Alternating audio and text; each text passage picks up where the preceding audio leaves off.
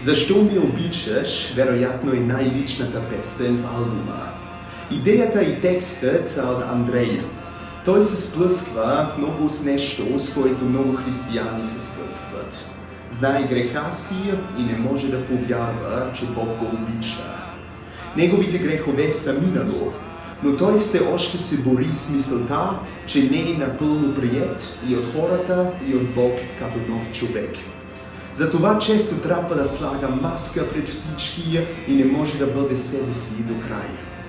И Андрей написа първия куплет и припева, с които искаше да изрази как се чувства в тази борба.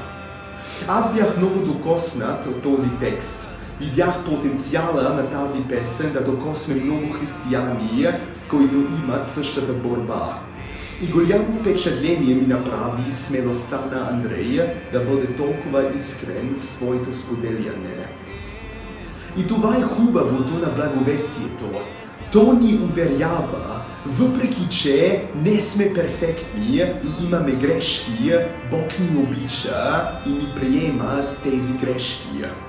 Затова песента не остане само с перспективата на Андрей, но написах втория куплет и с перспективата на Бога.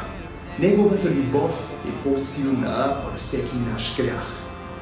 И това беше моят начин да покажа на Андрей и на всички като него, че Бог винаги ги обича. И всеки път, когато се почувстват несигурни, могат да се обърнат към Господа и да знаят, че Бог ги приема и им е простил. Надявам се, че тази песен ще бъде насърчение за теб.